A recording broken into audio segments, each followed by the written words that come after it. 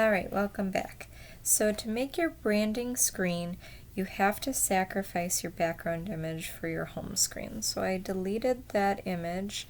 You can still have an image on there, you just need to go to user interface, select the image component, bring it over, and then upload another image. So I believe this is the one I had at the beginning, maybe.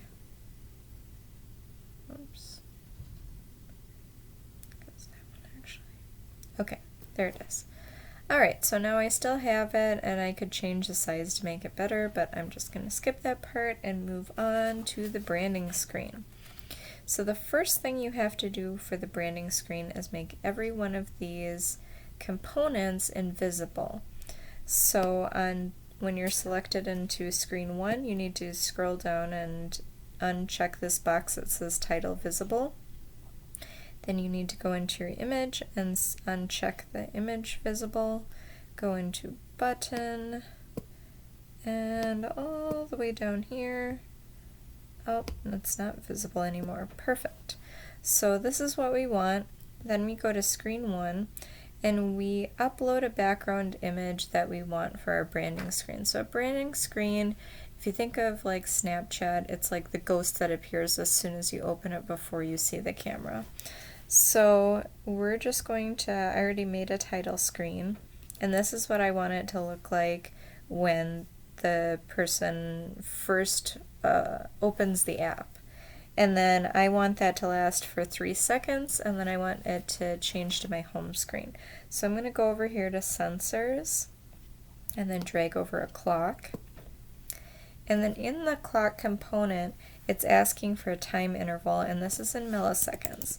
So I'm going to say 3000 milliseconds is 3 seconds. Now we need to code it. So we're going to go into the blocks category, and we are going to start with the block that says clock,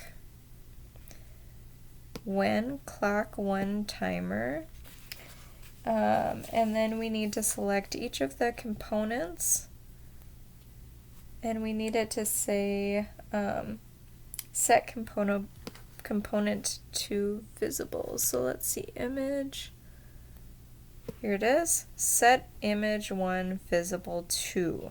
So don't select the top one, select the bottom one.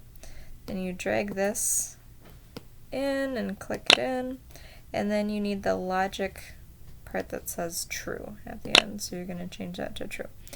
Then let's go make the button visible, so click on button. Okay, button visible, there it is.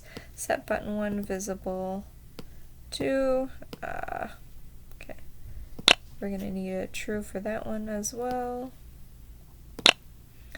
Then we're going to need one for the title screen, because remember we made that invisible as well. So we need to find the one that says screen 1 title visible. Here it is. Set screen 1 title visible to, and then another true for that one. Now the last thing we need to do is we need to make that background image disappear when the timer runs out. So we need to go to screen, and we need to say set screen 1 background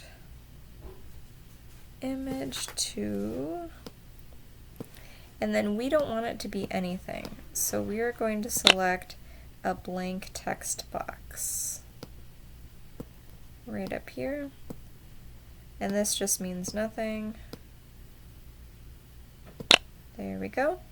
And that's all you do. So now when the timer, when you first open the app, it'll show that branding screen for 3 seconds, and then after the 3 seconds all of your components will be visible and the branding screen will be gone.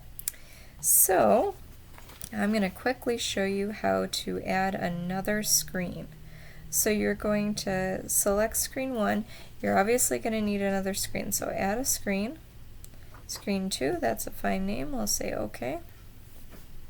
Okay, so now we're in screen 2, but we need the button from screen 1. Remember that button? We need that button to be our starting point. So we're going to click button 1 over here, and we're going to say when button 1 dot click do, and then you're going to say, oh gosh, what is it again? I believe it's control. Open another screen. Yes, this is it. Open another screen. And then it says screen name, so you have to write in the screen name. So you need that blank text box again. My mouse pad is just being terrible. And then we're just going to write in the name, which is screen 2. So now when we click the button, it will bring us to screen 2. And that's literally all you have to do. Alright, thanks for watching.